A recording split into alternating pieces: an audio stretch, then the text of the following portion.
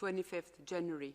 We will welcome two guests who will tell us more about a compelling research on the economic benefit of funding efforts to ensure equitable access to COVID-19 vaccines. Simultaneous interpretation is provided in the 6 UN languages, plus Portuguese and Hindi. Let me introduce to you the WHO participant.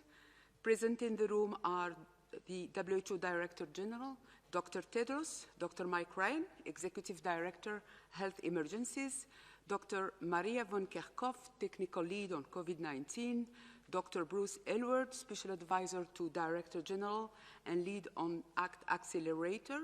Joining us remotely are Dr. Mariangela Simao, Assistant Director General, Access to Medicines and Health Products, Dr. Sumya Swaminathan, Chief Scientist, and Dr. Kate O'Brien, Director, Immunization, Vaccines and Biological. Welcome all. Now, without further ado, I will hand over to Dr. Tedros for his opening remarks and to introduce to you our guests. Over to you, Dr. Tedros.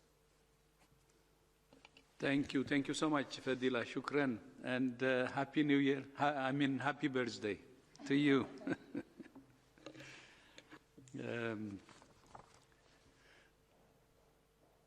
Over the past year, actually, our staff are working very hard. And no birthday, no New Year, no break. So Fadila is one of the examples. And again, happy birthday, our sister. Shukran. Good. Thank you. Okay. And it's a birthday for another colleague of ours, Sophia, who is in the room. So happy birthday to both of you, Fadila and Sophia. Good morning, good afternoon, and good evening. A year ago today, fewer than 1,500 cases of COVID-19 had been reported to WHO, including just 20 cases outside China. This week, we expect to reach 100 million reported cases. Numbers can make us numb to what they represent. Every death is someone's parent, someone's partner, someone's child, someone's friend. Our response must be twofold: to mourn those we have lost, and to resolve that each one of us will do everything we can to stop transmission and save lives. Vaccines are giving us hope, which is why every life we lose now is even more tragic. We must take heart, take hope, and take action. I have called for vaccination of health workers and older people to be underway in all countries within the first 100 days of the year. But there is so much we can all do to navigate our way out of this pandemic while we all wait our turn to be vaccinated. Physical distancing, avoiding crowds, masks, hand hygiene, ventilation, and more. You might be sick of hearing it. You might be sick of doing it. But this virus is not sick of us. Please do your part for yourself and for others. As I said, numbers can be dehumanizing. But behind every number is a person, a story. One of the ways WHO is helping to tell stories about health is through the WHO Health for All Film Festival. Last year, almost 1,300 films were submitted from all over the world, telling heartwarming and inspiring stories about health and health workers. This year, we're inviting entries in 3 categories, matching each of WHO's 3 strategic priorities: universal health coverage, health emergencies, and better health and well-being. More details about the categories and the festival are available on our website. As a reminder, the deadline for submitting films for this year's festival is this Saturday, the 30th of January. So get your films in, and I look forward to seeing them.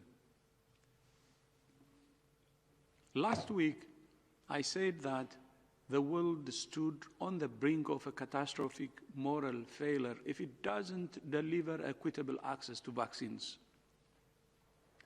2 new studies show that it wouldn't just be a moral failure. It would be an economic failure.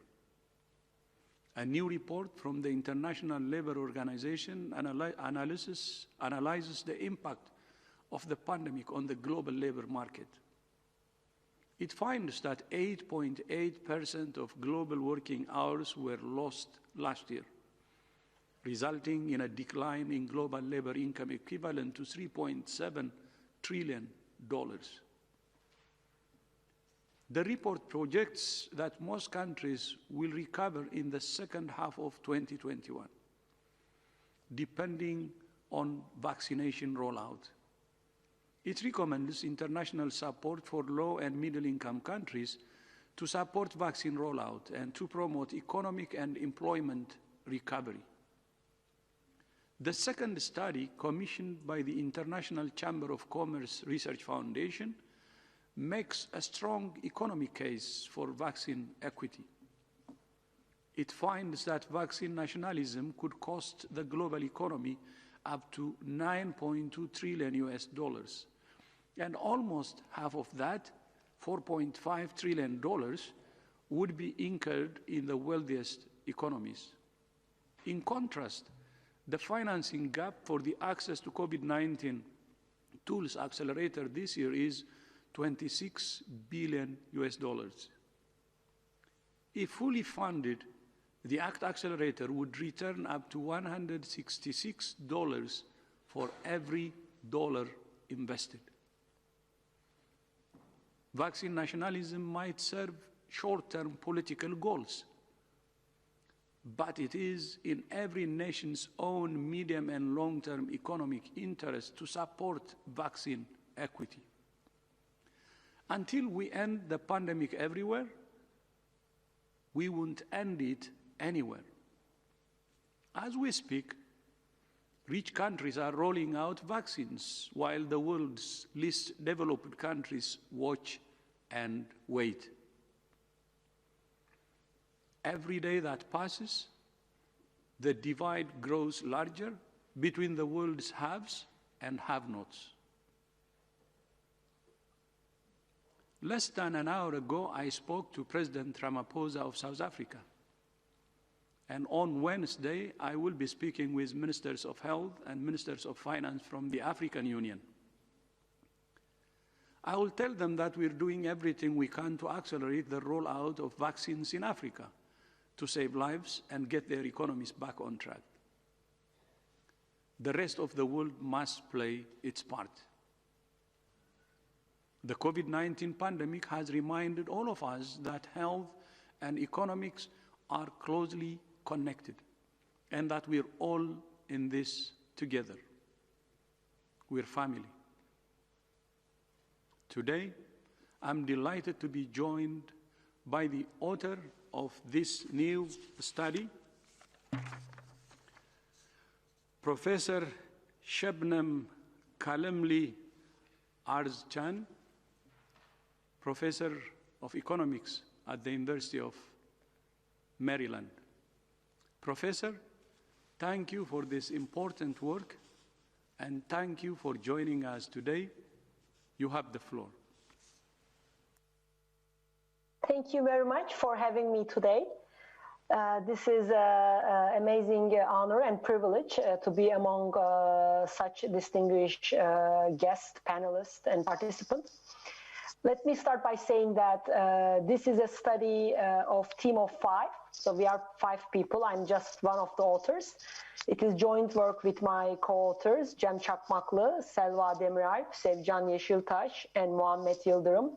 All right now reside in Turkey, Koç University. There are professors there. And what we did in this paper actually goes back to our conversations in April 2020, when we really want to understand a shock of this magnitude, how will that affect emerging markets and developing economies, since we are all Turkish origin.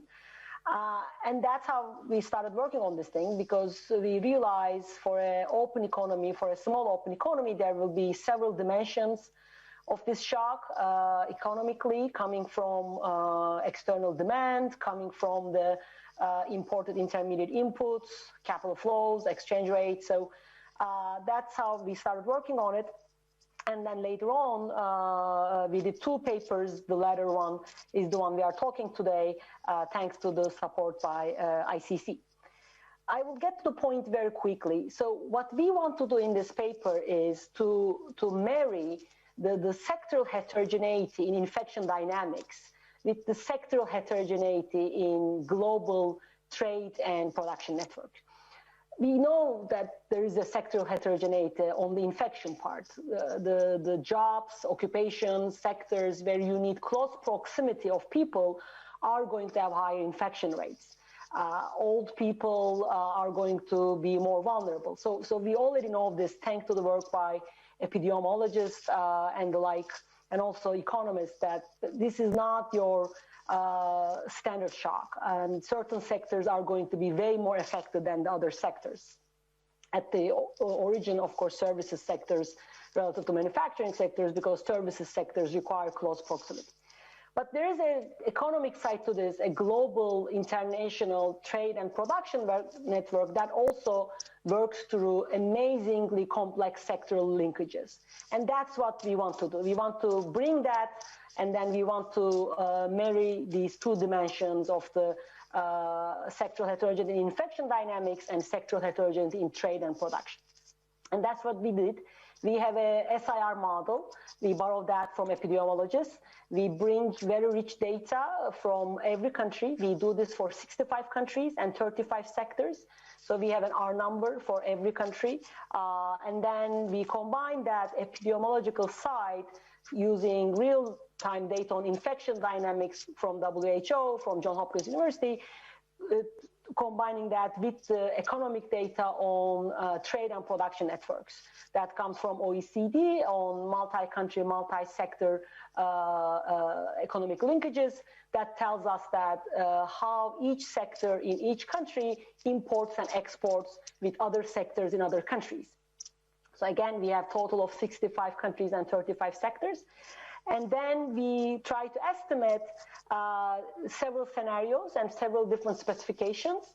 The numbers just quoted by Dr. Tedros are our most extreme scenario, like the upper bound estimates, if you like, where we assume there won't be any vaccination at all in emerging markets and developing economies in 2021, where advanced economies are going to be fully vaccinated.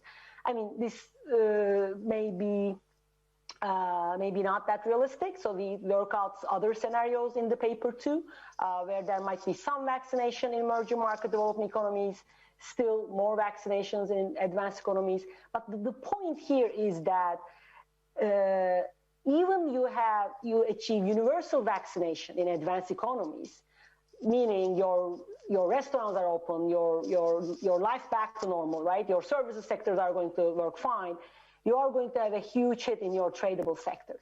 And then because advanced economies are very large and very connected to global trade and global production networks, they are going to, not only feel this hit, as Dr. Tedros mentioned, they are going to, in the worst case scenario, bear half of this global cost, even they manage to vaccinate all their citizens. And this is very important because this is a full-fledged trade and international production network channel. that's what we want to focus, disconnected from whatever domestic, problems you have in your own country. This is why we work out this case where advanced economies finish the pandemic. They vaccinate everyone, where the other countries not. And this is going to highlight this fact that no economy is an island, right? The economies are interconnected through trade and production linkages. And when we bring them in as they are, we don't also allow any changes to those relationships. We want to estimate this very short-run cost. Then there will be important economic costs, even for the countries who are vaccinated, which would be the advanced economies, which is why we emphasize the economic side of an equitable global vaccine distribution by making sure vaccinations are done also in emerging markets and developing economies so that the global economy can recover as a whole. We say no economy can recover fully until every economy recovers. Thank you very much. Thank you. Thank you so much, Professor. It's my sincere wish that all governments pay careful attention to this study. The study was commissioned by the Research Foundation of the International Chamber of Commerce, which represents more than 45 million companies in over 100 countries. Today, I'm very pleased to welcome John Denton, the Secretary General of the International Chamber of Commerce. John, you have the floor.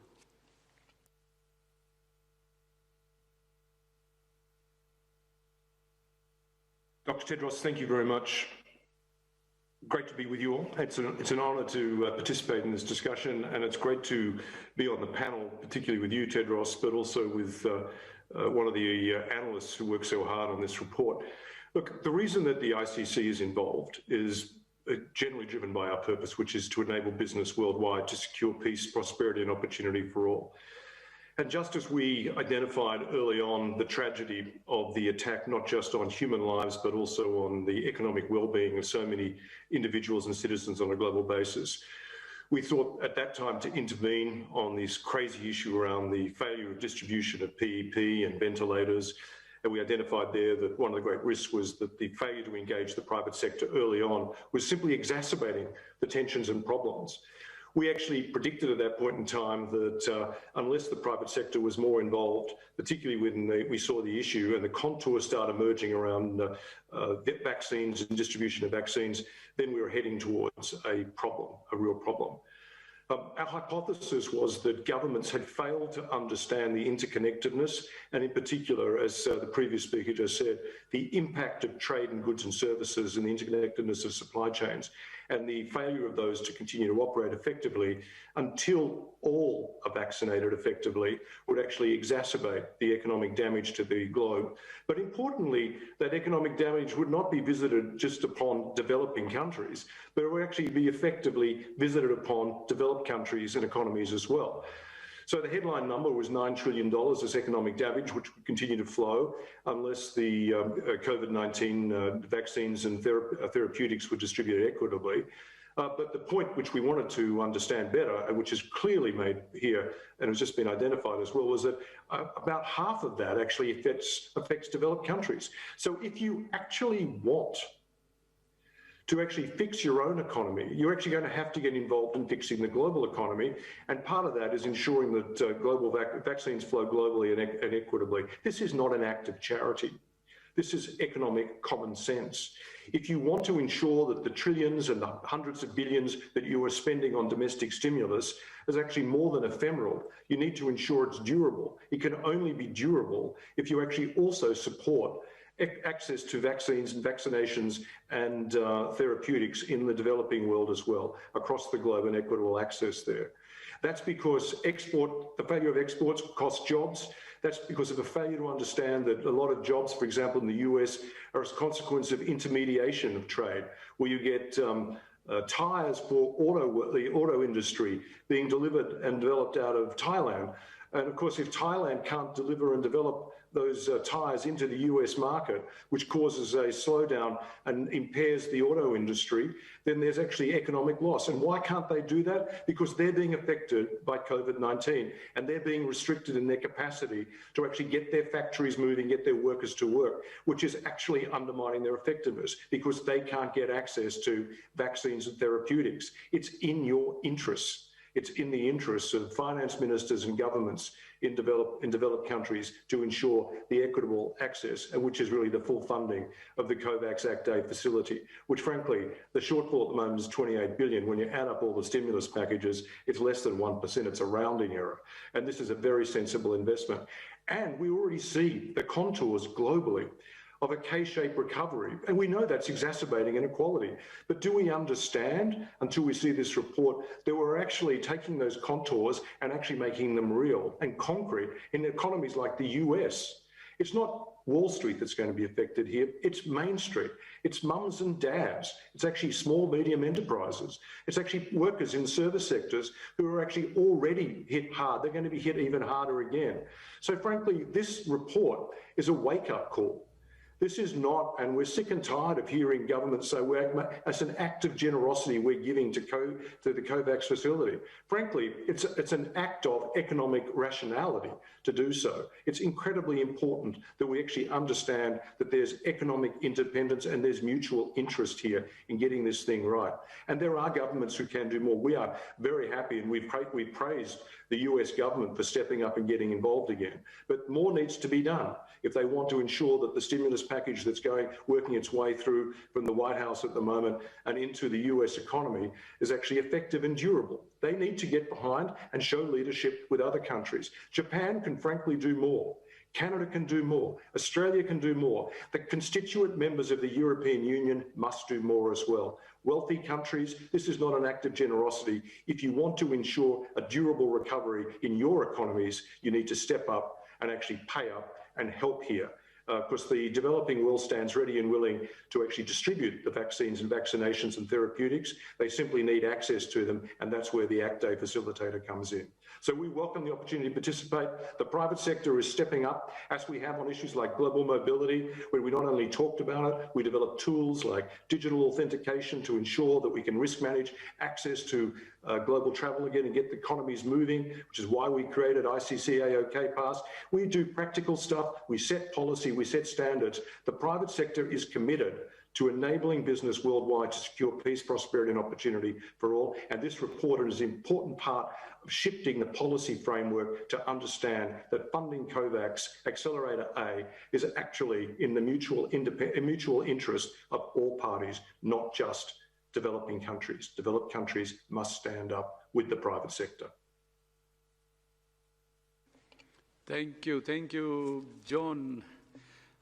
Maybe to quote you, this is not charity, it's an economic common sense. Thank you so much indeed, and thank you for your partnership and support over the past year.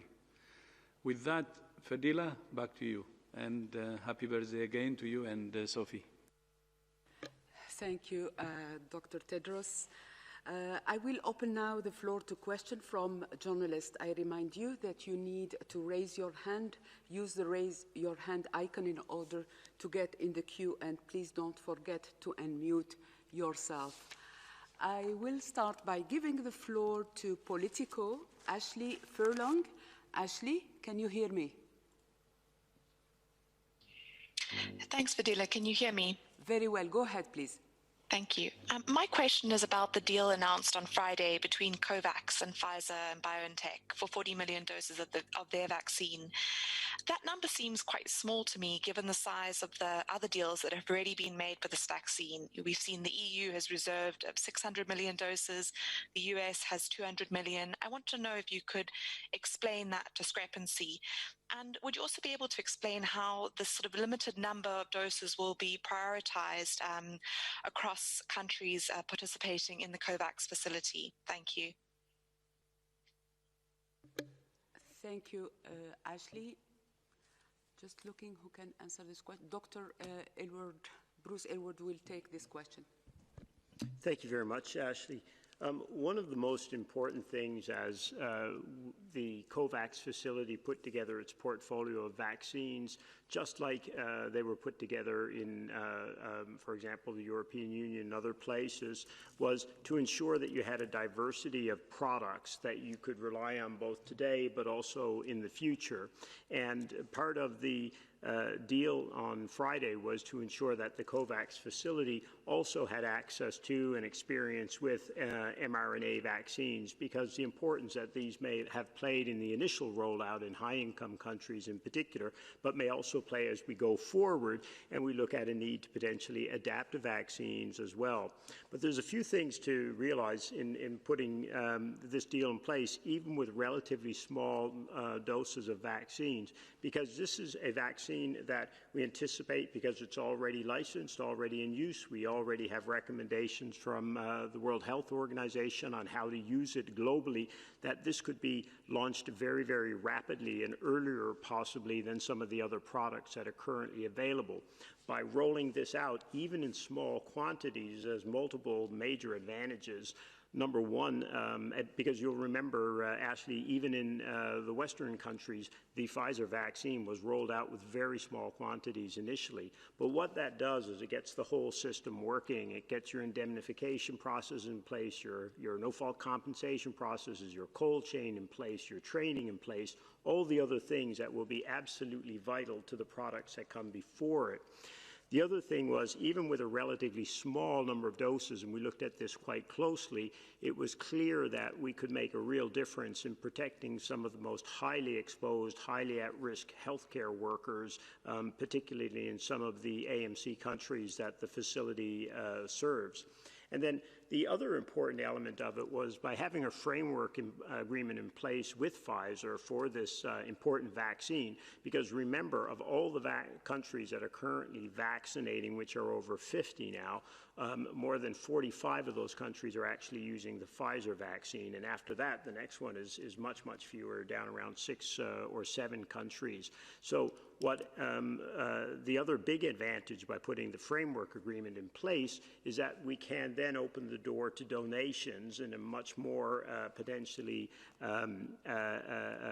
let's say, seamless manner with other countries that currently have contracts with and substantial quantities of the Pfizer vaccine. So there's multiple advantages, from the experience we will get, the learning experience, the protection to this vital health worker infrastructure in low-income countries, which is highly exposed, obviously, opens the door to donations, et cetera.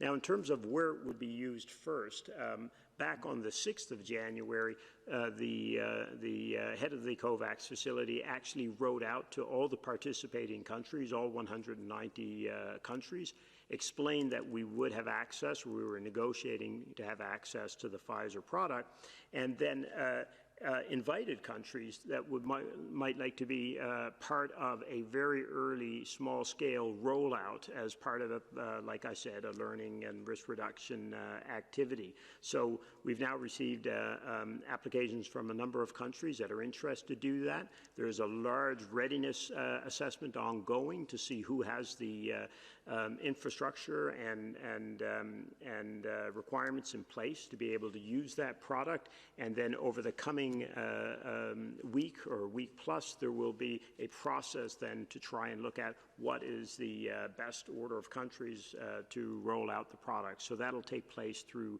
the what's called the allocation mechanism of the COVAX facility. So by starting with this product, an awful lot of learnings, and to really make sure the system can move the larger doses of other products that we expect will come in right behind it in February. Thank you. Dr. O'Brien, you have the floor. Yeah, just to add to Bruce's really comprehensive reply to that, I think it's also really important to recognize that the deals that the facility is doing right now are based on the projection of the target for 2021, which was 2 billion doses. And so it is that mix of the portfolio for 2 billion. But that aspiration, which we have achieved for 2 billion, is not the end of the COVAX role and the COVAX facility. I think it's becoming very clear that as many countries are aspiring to do, is that coverage beyond 20%. 20% was always the target for those most essential groups. And the COVAX facility is really the means for global allocation of vaccines beyond 20%. And I think that's really the message that is very clear, that this was the minimum. And so putting in place a contract with Pfizer to get started with doses, especially as the mix of products continues to mature, is a means also to expand that the number of doses and the proportion coverage through donations and by raising additional funds through additional volumes. Thank you. Thank you. I would like now to invite Nina Larsen from AFP to ask the next question. Nina, can you hear me? Yes, thanks, Fidela. Can you hear me? Yes, very well. Go ahead, please. Thank you. Thanks for taking my question. I had a question about the Olympics. The French National Olympic Committee said today that it would be extremely difficult for athletes to participate in the Tokyo Olympics if not vaccinated. So I was wondering if you think athletes should, in any case, be prioritized for vaccines to allow the Olympics to go ahead. Thank you. Thank you, Nina. Dr. Ryan? Thank you for the question.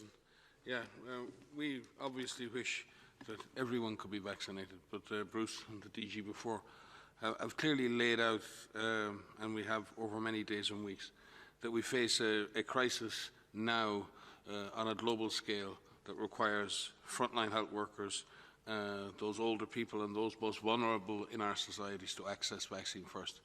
That doesn't in any way negate the desire or the will to have the Olympics and to come together and celebrate a wonderful global sporting event where all countries come together to share that. What a wonderful symbol those games are for our shared humanity. However, we have to face the realities of what we face now. There is not enough vaccine right now to even serve those who are most at risk. And it's not about saying it's putting one priority in front of another. We should address all of these issues over time. Right now, we're laser focused on solving our biggest problem, which is vaccinating health workers in all countries and allowing people who are vulnerable to dying from this infection to access vaccine. We will continue to work with the IOC, we will continue to work with the host city, we will continue to work with the Ministry of Health, Labour and Welfare as part of their task force to offer risk management advice right the way through the process. The final decision on the risk management measures for the Olympics and the final decision regarding the Olympics themselves is a decision for the IOC and for the Japanese authorities. Dr. Elward? Thanks, Fidela. And just to further to Mike's point, this is not an issue about the Olympics. It's about an issue of how we use a scarce resource to try and combat what has been one of the most devastating, obviously, health crises of our time. And it has been disproportionately affecting certain parts of our populations. Our healthcare workers, as Mike said, have been, in some places, devastated by the numbers of them who have been infected and severely ill or even died as a result. But most tragically is what we've seen among our older populations and our populations living in longer-term institutions. And I thought one of the more heartwarming things I saw, Mike, was it was an interview or a quote from an athlete who was an Olympic athlete who said there were a lot of people who needed to be vaccinated before I am. And really that's what it all comes down to, making sure that the people who need these products most. And this is, again, coming back to what the Director General said, in every country, in every corner, in every population of the world. There are older people everywhere. There are healthcare workers everywhere. We need to make sure they're protected everywhere. And right now, we have a real stretch on the available vaccines just to get into those populations and protect them. Thank you. I would like now to invite Drew Hinshaw from the Wall Street Journal to ask the question. Drew, can you hear me?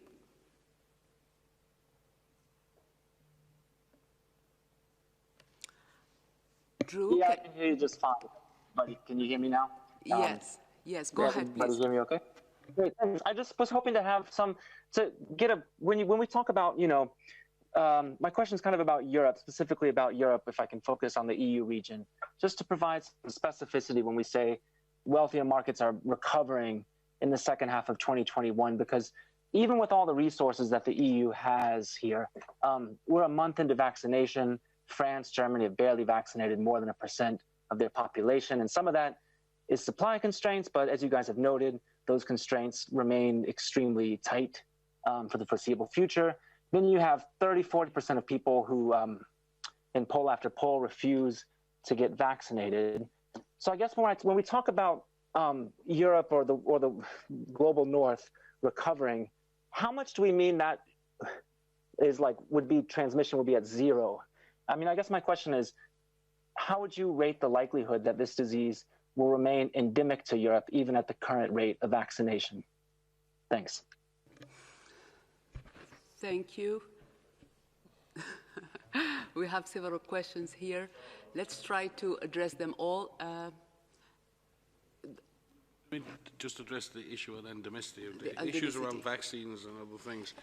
I think there's always a risk that any disease will become endemic to human populations. In fact, that is the history of epidemic diseases in humans. We very often are affected in the first waves of a new infection with high-impact epidemics. They've gone back through history. Very often the disease, and this is a sad fact, that the disease, in historical terms, very often killed many, many people. And then as the disease moved into younger people, as older people became immune, the only new susceptibles were in younger kids as they were born. And that's why we've seen many diseases become diseases of childhood, because in effect the diseases have moved into those age groups and continued to kill over centuries.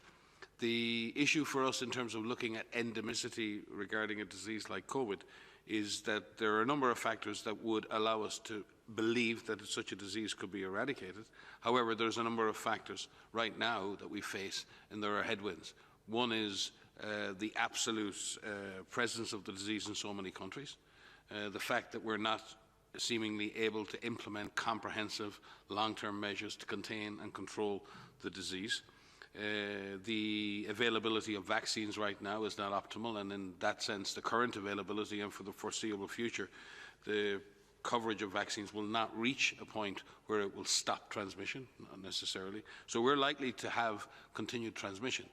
The advantage we have right now, based on the targets that the vaccine has in terms of its efficacy, is we can significantly and very, very greatly reduce mortality, reduce severe illness, reduce the impact this has in our societies and on our loved ones and on those who are most vulnerable. And in that sense, we can return to normal life. Will this disease continue to transmit? Most likely for a long time. Unless we find the kind of compliance and the kind of vaccine coverage that would be required to achieve that. If vaccine coverage lags behind, particularly in younger adults, then yes, we will struggle to eradicate this disease. But remember, we've only ever eradicated one disease on this planet, smallpox.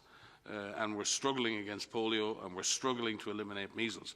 So the availability of a vaccine, the availability of the will to eradicate or eliminate, does not guarantee success. So I don't believe we should start setting elimination or eradication of this virus as the bar for success. That is not the bar for success. The bar for success is reducing the capacity of this virus to kill, to put people in hospital, to destroy our economic and social lives. We have to reach a point where we're in control of the virus. The virus is not in control of us, and that we have countermeasures in place that keep the capacity of this virus to cause harm to a minimum level, and we are back in control. I would look at that as success. If we look to eradication as the measure of success, I think we're going to struggle. Bruce? Thanks, Mike. Listening to the questions, I was just trying to untangle it like Mike was a little bit. But really the question, the way I heard it was, how much do we expect vaccines may change the shape of this epidemic or this pandemic? In some ways, we don't know. But what we do know in 2021 is that we should be able to substantially change the human cost of this crisis through the use of vaccines. We know that this virus disproportionately affects certain populations. The older people, as we've talked about, people with comorbidities, people who are highly exposed, like healthcare workers. So the real goal of vaccination this year is to take the heat out of this epidemic or this pandemic, is to, like Mike said, to reduce the human toll in terms of deaths and severe disease. And that comes back to the theme you're hearing again and again and again. We can only do that if there are sufficient, let's say, equitable allocation of these products in a way that those populations at highest risk get reached everywhere.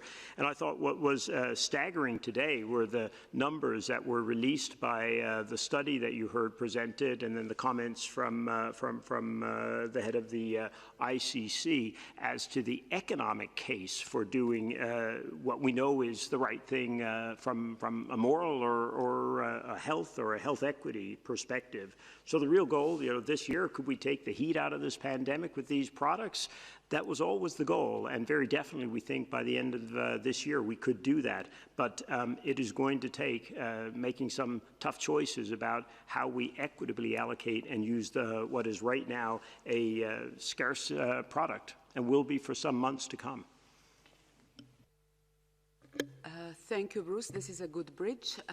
Inviting now our experts to answer the economic angle of this Wall Street Journal question. Professor Sebham, do you want to answer? And Dr. John and Mr. John Denton, you will have the floor too. Over to you. Sure. I would like to actually highlight the global interconnection point again that Dr. Denton made forcefully, because here, if we look at two scenarios we did in the study, one is this extreme scenario that gives you the 9 trillion number where no vaccination whatsoever in the rest of the world, but advanced economies recover immediately, like, right away, like beginning of 2021, right? So the total cost is higher there, world cost, because the rest of the world is bigger. And then almost, close to half is borne by advanced economies. Now, we go to a more realistic scenario we worked out. Advanced economies still have the disease in 2021, going back to the question from Wall Street Journal, but we still assume that they are done with vaccination mid-2021. And by the end of 2021, early 2022, half of emerging market and developing economies population vaccinated. So, I mean, this might be, there's more realism to this. We might not be there by end of 2021, but in this scenario, there's still disease going on in advanced economies half of the year. Very interestingly, the global costs go down, right? I mean, you go down actually from 9 to 4, but also very interesting, the share advanced economies bear go up. Why is that? Because in this scenario now we allow some vaccination also in emerging market and developing economies. That helps to the exports and imports of advanced economies. And advanced economies are larger, so the world costs go down. But they are going to bear a higher share because now they also have to deal with the disease in their own economy. So these global interconnections, both on the export side and also imported intermediate input side, can be really, really important in amplifying economic costs. So it is extremely important to highlight again that there is an economic case to be made here on top of the moral case. Thank you. Thank you, Professor. Mr. Denton, you have the floor.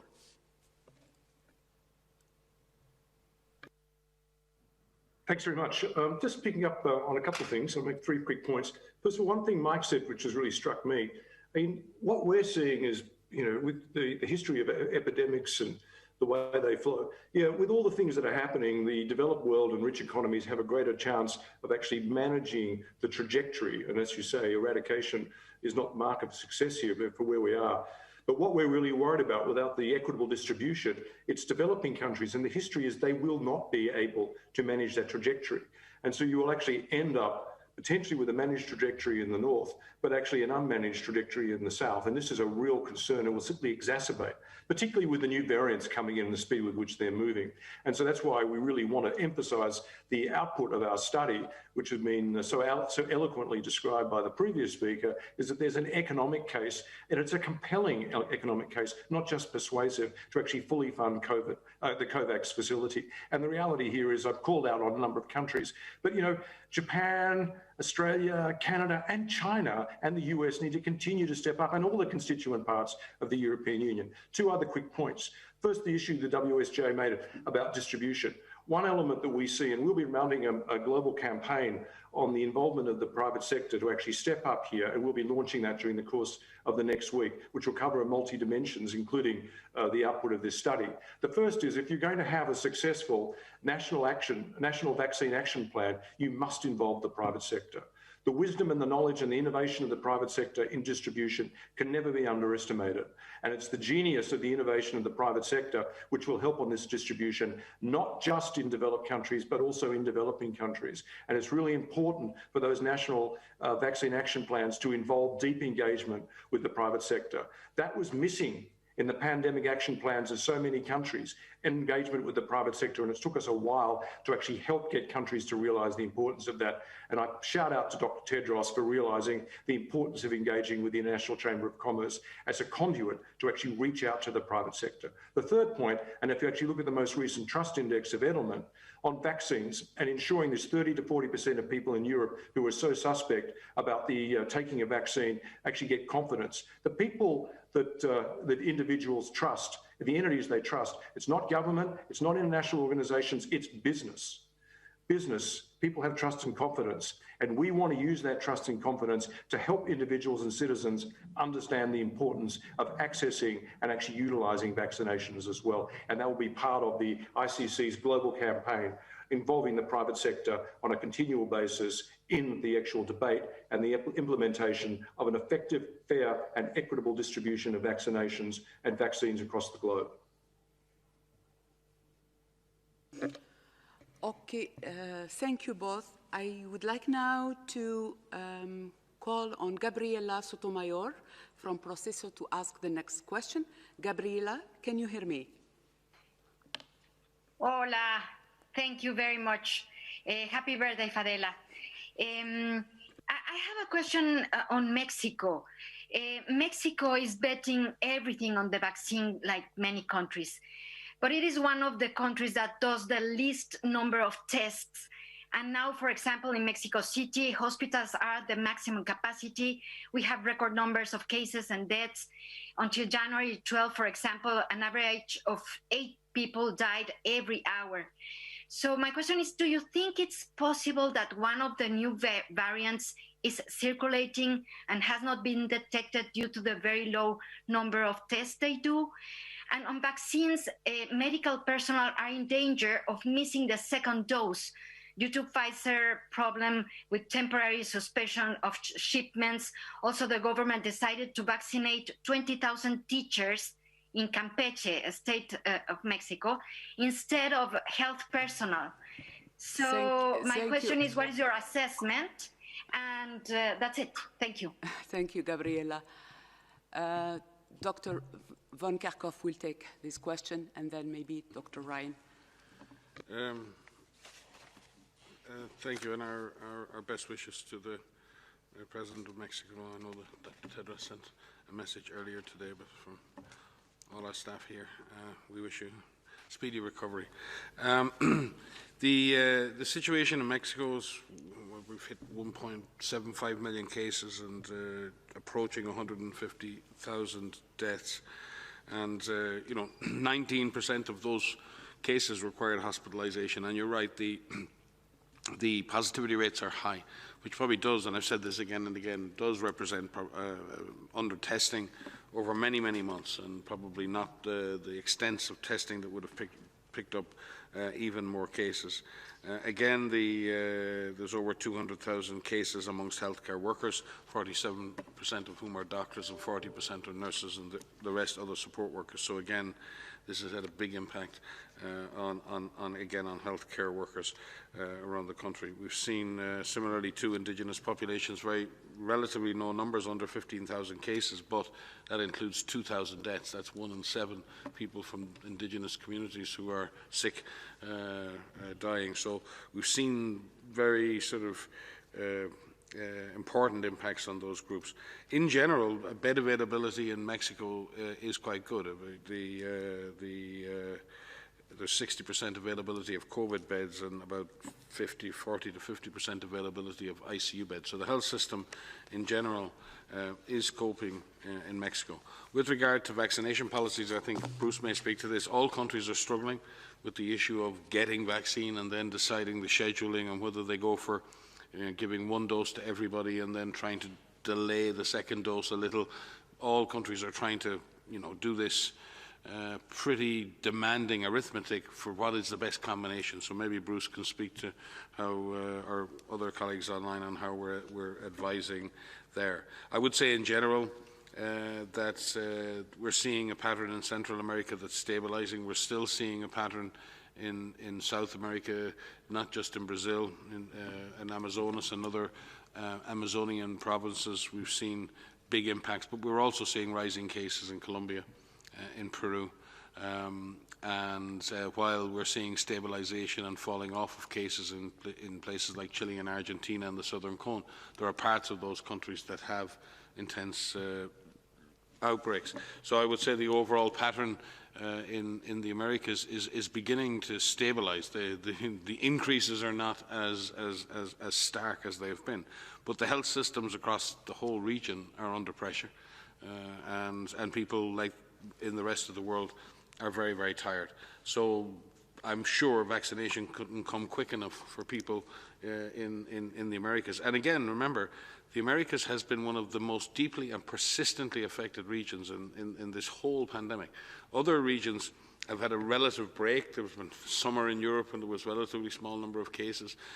We've seen, for example, in Southeast Asia, Western Pacific, even in Africa, smaller numbers. But the Americas, and particularly Central and South America, has had a punishing pandemic in terms of the persistence and the relentless impact of the disease. And as such, systems are under pressure and people need help. And we hope the vaccine, as I said in answer to the previous question, vaccination can't come soon enough both to take pressure off those health systems and to protect those highly vulnerable people. And countries are facing difficult choices. I can't comment on the specifics of where Mexico has prioritized its specific batches of vaccine. I'm sorry, I don't have that level of detail, but we can certainly check that out with our PAHO team, and I will do so. Bruce? Thanks, Mike. And Gabrielle, I thought one of the most important points you highlighted was right at the beginning of the comment when you talked about betting everything on the vaccine, because, of course, if any country bets everything on the vaccine, we're going to lose. That's the bottom line, certainly in 2021. The vaccine is one tool, but we need a full armamentarium if we're going to beat this virus. We need to make sure we've got our first, second, third lines of defense all working. And your vaccine is going to be your first line of defense to help prevent people getting infected. But people are still going to get infected. We know we're at a scarce situation in terms of vaccine supply.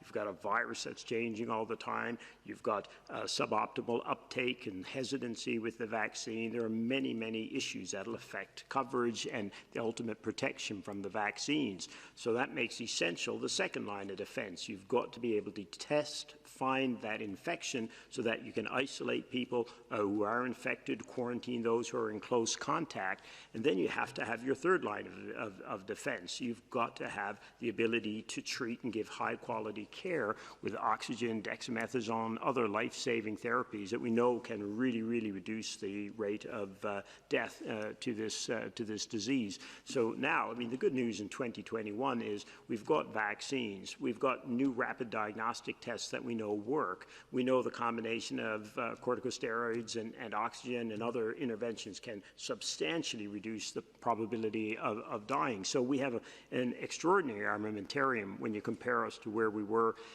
certainly when Maria and I were in China last year. But the reality is you need all three of those lines of defense if this is going to be successful. And again, when it comes to the use of the vaccines, these vaccines have gone through clinical trials and they've been tested a certain way. They've been tested as 2-dose schedules for the vaccines that you mentioned. They've been tested with certain intervals, and that's how we know they work. That's how they need to be used. So we strongly recommend, and I think this has been a strong international consensus from the advisory boards, the big international advisory boards like SAGE that advise WHO, that we need to respect the interval that has been recommended for the use of these products. Now, that said, there are reasons there's going to be delays. Someone might get their first dose, and there can be many, many reasons that they are not getting the second dose exactly at the right time. And this can be because of many reasons that are out of people's control as well. They're also out of the control of suppliers. We're dealing with a biologic process with new products here. So it is a real challenge to meet what are very, very demanding production schedules. But the important thing then is make sure you do get the second dose, to the point that you were saying, Gabrielle, even if it is delayed. That is the message. But the recommendation is use these vaccines the way they've been approved, the way they've been trialed, because that's what we have data for, and that's how we know they work best at this point. That knowledge is evolving all the time. We'll get more knowledge. And we also respect that certain countries will do things slightly differently, Mike, as you said, to try and address the circumstances in their particular environments. Dr. Van Kerkhove. Thanks. Just to add a couple small points, because you mentioned the variants, and I know that there are a lot of people that are concerned about the virus and changes in the virus and what this means, and does this totally change the game? And I just want to reiterate that everything that we are learning about these variants and doesn't change our approach to controlling COVID. You know, there are 4 elements that countries are working towards, and you hear us talk about these all the times: prevention, control, treatment, vaccination. All of these elements that you've heard us talking about, and now we have vaccines and vaccinations. It will take longer than all of us want for vaccinations to have the impact that they will have, but we have other tools. We have to right now prevent as many cases as we possibly can, for all of the reasons that you know very well. Not only to make sure that we keep ourselves safe, but we keep our loved ones safe, those who have more underlying conditions, who are at a higher risk of developing severe disease and dying. We have options for control. It's all of those elements of active case finding, rapid, reliable tests, making sure that individuals know if they are infected or not, making sure that they are put in a clinical care pathway and receive quick assessment, oxygen, dexamethasone if they are severe or critical, and more therapeutics that are coming online. We need to make sure that we prevent infections through vaccination. We make sure we do individual level measures by hand hygiene, physical distancing. All of that still holds true. Don't forget that we still have some power over this virus, no matter where we live. And as these vaccines come online, you still have some control over what you do during your day, over the exposures that you may or may not have. And you have information, you have knowledge, you have tools that you can take to prevent yourself and your loved ones from getting infected. So I don't want you to forget that. Even with these variants and what we understand with these variants, these control measures work. We are seeing reduced incidence in a number of countries that have different virus variants that have been identified. In South Africa, in the United Kingdom, in Ireland, in Denmark. The control measures work. So don't forget that we still have this control, and countries are doing what they can. I am struck by the conversations we are having 1 year into this, and thinking, I want people to remember that there's still a lot that we've learned, and that there's a lot that we can do. So prevention, control, treatment, vaccination. Thanks. Just to add specifically for that, we don't have specific information on sequences in Mexico per se. I'm sure that Mexico has uploaded some sequences to some of the platforms, but we haven't any indication as yet of any unusual or variant strains on the Mexico side of things.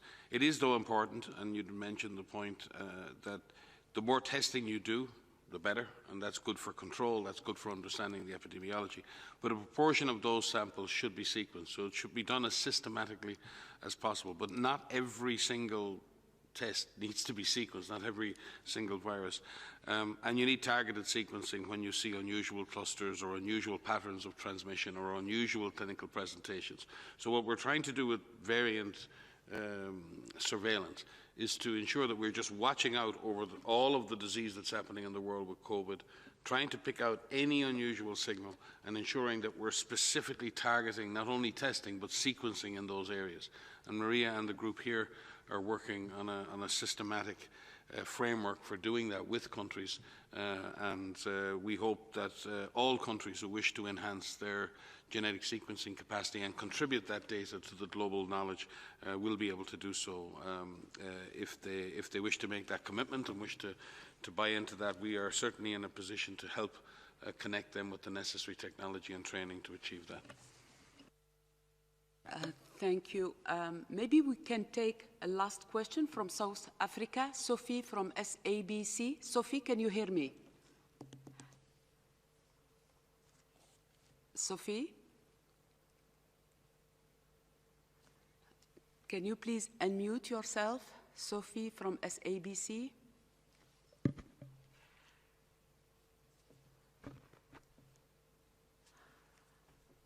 Sophie?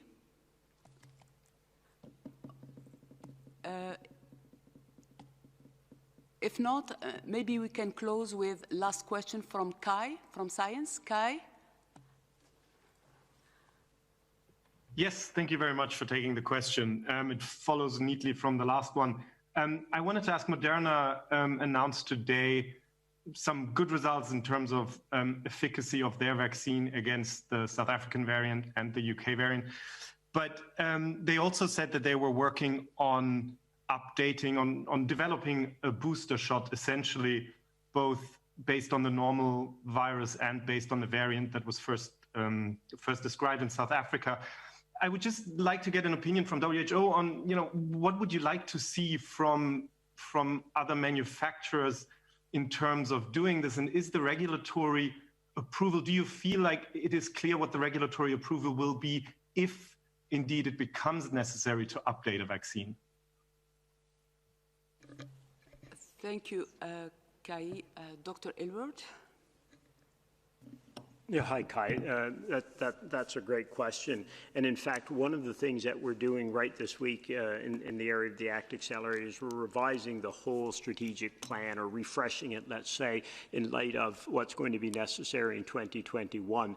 And some of the big drivers of that, of course, are the increasing detection of the mutations, the variants that we're seeing, the variants of concern, let's say, with the particularly the changes in the spike protein. The other big driver, of course, that we're working against is just that demand for vaccines. So these are the big things affecting the work. And while our first priority going forward is going to be the rollout of the vaccines that we have, because as you've reinforced and as Maria said earlier, we know that these are working against the variants at this point. So the important thing is to get those things out, as much coverage as possible, protect as many people as possible.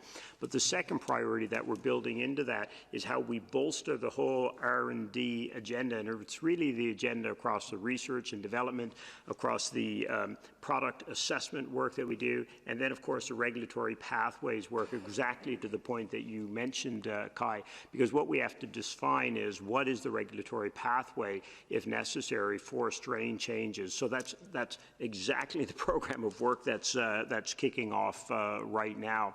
And in terms of from the manufacturer side, what we're going to be looking for is the same kind of collaboration in the early stages of this disease that we saw last year, where there was a great sharing of information, and alignment around what are the assays we're going to be using, what are the correlates of protection, what are going to be the key strains that we'll be using. So all of that you want to get as standardized as possible, and then the trial design standardized, et cetera, so that you can compare across products as well. So I think we're going to be going into a period where we'll want to be seeing even more collaboration across producers to try and then together look at how do we both assess the changing environment we're in with the variants, but then also how we respond to it in terms of the R&D, product assessment work, regulatory work when it comes to strain changes. So very much at an early stage in that, but fantastic that Moderna and others are already looking at what does it actually mean for their products as they go forward. Because, you know, as we've seen over the last year, and science has done an extraordinary job in this crisis. And again, to the point that Maria made a little bit earlier, variants of concern are there indeed, but I think we've got the science now, if we harness it properly, to stay in front of it as the nature of this pandemic and the virus unfold. Thanks. I just want to take it a step up from that as well, because it does link to this monitoring framework that we are establishing, and then linking to exactly what Bruce just described. You know, what we're trying to do is working with partners around the world to make sure that we have an enhanced system to detect a change in the virus when it emerges. But we also want to be more proactive. So if we're looking at different types of mutations that we are seeing, we want to look at combinations, and we are seeing some of these in different variants identified in different countries. Those need to be evaluated properly. So we're doing this through enhanced epidemiologic surveillance around the world, making sure that we have robust systems to track this virus and who is infected with this virus. So first and foremost, we can reduce transmission, but also so that we can look for any changes, any significant changes in transmission where we wouldn't expect it. For example, in an area where interventions are in place and we're still seeing transmission. That was how the United Kingdom identified their virus variant in December, November and December. But also if there's a change in severity. We want to increase sequencing surveillance around the world, and we have incredible sequencing surveillance increased over the last year, but that needs to be stronger. So we're looking to leverage existing systems, and we already are doing so we're not starting from scratch. We have the GISRIS flu network, global network, in which 89 labs are currently doing full genome sequencing for SARS-CoV-2 already, and we want to increase that. We're very thankful for our flu partners. We have the SARS-CoV-2 network, many of which are overlapping with the flu network, of course. We want to harness the expertise of the polio networks, our HIV networks, our TB networks, because there are systems in countries that can do sequencing. And the more sequencing we have, the more sequences that can be shared. So in addition to doing that, we are working with our partners to share those sequences on platforms like GISAID, and others with metadata so that we can analyze them and carry out bioinformatics and phylogenetics. We have our virus evolution working group that is tracking each of these mutations and understanding and designing and collaborating on which lab studies need to be done. And this is just looking at mutations, looking at variants of interest, and then variants of concern. And then, of course, we need to link with the manufacturers, with the animal model working groups. And Bruce outlined what those studies need to look like. This is a process. This is something that needs to be done in a robust, in a transparent, in a coordinated manner. And we need to make sure that partners are being utilized to be able to carry this out. Again, we are leveraging existing systems. We're not starting from scratch. We have the R&D blueprint for epidemics. We held a meeting a few weeks ago to outline all of the studies that need to be done, again, in a coordinated manner. We had a meeting a few days later, again, organized by the R&D blueprint, looking at vaccines. So this is something that will continue. This is something that will be enhanced over time. Viruses do change. But I go back to what I said previously, we still need to focus everything we can on preventing as many infections as we can while monitoring virus circulation globally. Thank you all. I would like now to hand over to Dr. Tedros for final comments. Over to you, Dr. Tedros.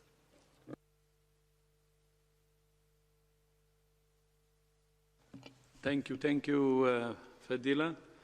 And my appreciation again to John and Professor Shebnem for joining us. And thank you also to all colleagues from the media who joined. And see you in our next presser. Thank you, Dr. Tedros. You will receive the DG remarks and the audio file of this press conference just after this press conference. The full transcript will be posted tomorrow morning. And for journalists who were not able to ask questions, please don't hesitate to contact the media team of WHO for any pressing questions you have. Have a nice evening and see you next time. Bye.